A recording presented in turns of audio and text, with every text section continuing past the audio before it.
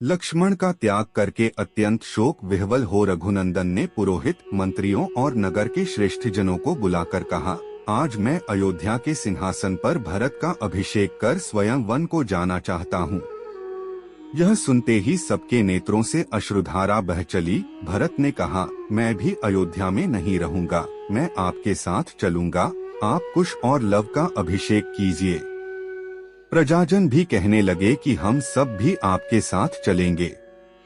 कुछ क्षण विचार करके उन्होंने दक्षिण कौशल का राज्य कुश को और उत्तर कौशल का राज्य लव को सौंपकर उनका अभिषेक किया। कुश के लिए विंध्याचल के किनारे कुशावती और लव के लिए श्रावस्ती नगरों का निर्माण कराया। फिर उन्हें अपनी अपनी राजधानियों को जाने का आदेश दिया। इसके पश्चात एक द्रुतगामी दूत भेजकर मधुपुरी से शत्रुघ्न को बुलाया। दूत ने शत्रुघ्न को लक्ष्मण के त्याग, लवकुश के अभिषेक आदि की सारी बातें भी बताईं। इस घोर कुलक्षयकारी वृत्तांत को सुनकर शत्रुघ्न अवाक रह गए। तदंतर उन्होंने अपने दोनों पुत्रों सुबाहु और शत्रुघाती को अपना राज्य बांट दिया। उन्होंने सबाहु को मधुरा का और शत्रुघाती को विदिशा का राज्य सौंप तत्काल अयोध्या के लिए प्रस्थान किया। अयोध्या पहुंचकर वे बड़े भाई से बोले, मैं भी आपके साथ चलने के लिए तैयार होकर आ गया हूँ। कृपया आप ऐसी कोई बात न कहें जो मेरे निश्चय में बाधक हो। इसी बीच सुग्रीव भी आ गए और उन्होंने बताया कि मैं अंगद का राज्याभिषेक करके आपके साथ चलने के लिए आया हूँ। उनकी बात सुनकर रामचंद्र जी मुस्कुराए और बोले, बहुत अच्छा। फिर विभीषण से बोले, विभीषण, मैं चाहता हूँ कि तुम इस संसार में रहकर लंका में राज्य करो। यह मेरी हार्दिक इच्छा है, आशा है, तुम इसे अस्वीकार नहीं करोगे।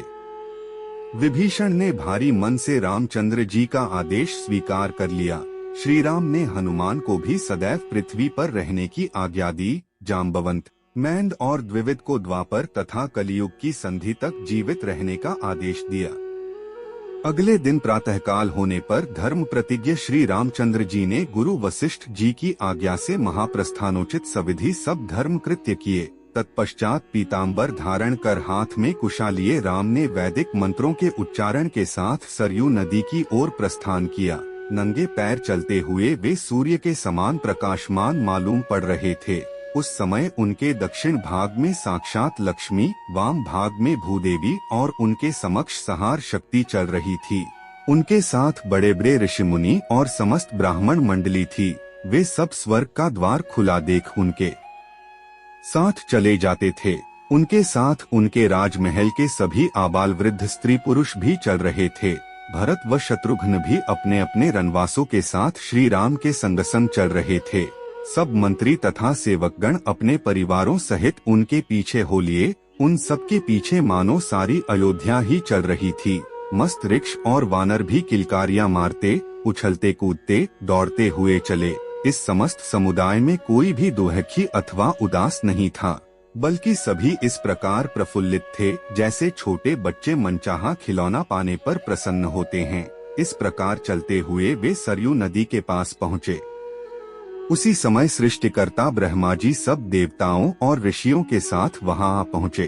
श्री राम को स्वर्ग ले जाने के लिए करोड़ों विमान भी वहां उपस्थित हुए। उस समय समस्त आकाशमंडल दिव्य तेज से दमकने लगा। शीतल मन सुगंधित वायु बहने लगी। आकाश में गंधर्व दुंदुभिया बजाने लगे, अप्सराएं नृत्य करने लगीं और देवतागण फूल बरसाने लगे। श्री रामचंद्र जी ने सभी भाइयों और साथ में आए जन समुदाय के साथ पैदल ही सरयू नदी में प्रवेश किया। तब आकाश से ब्रह्मा जी बोले, हे राघव, हे विष्णु, आपका मंगल हो। हे विष्णु रूप रघुनंदन, आप अपने भाइयों के साथ अपने स्वरूप भूत लोक में प्रवेश करें। चाहे आप चतुर्भुज विष्णु रूप धारण करें और चाहे सनातन आकाशमय अव्यक्त ब्रह्म रूप में रहें। पितामह ब्रह्मा जी की स्तुति सुनकर श्री राम वैष्णवी तेज में प्रविष्ट हो विष्णुमय हो गए। सब देवता, ऋषि मुनि, मरुदगण, इंद्र और अग्निदेव उनकी पूजा करने लगे। नाग, यक्ष, किन्नर, अप्सराएं तथा राक्षस आदि प्रसन्न हो उनकी स्तुति करने लगे। तभी विष्णु रूप श्री राम ब्रह्मा जी से बोले, हे सुव्रत, ये जितने भी जीव स्नेहवश मेरे साथ चले आए हैं, ये सब मेरे भक्त हैं। इस सब को स्वर्ग में रहने के लिए उत्तम स्थान दीजिए। ब्रह्मा जी ने उन सबको ब्रह्मलोक के समीप स्थित संतानक नामक लोक में भेज दिया।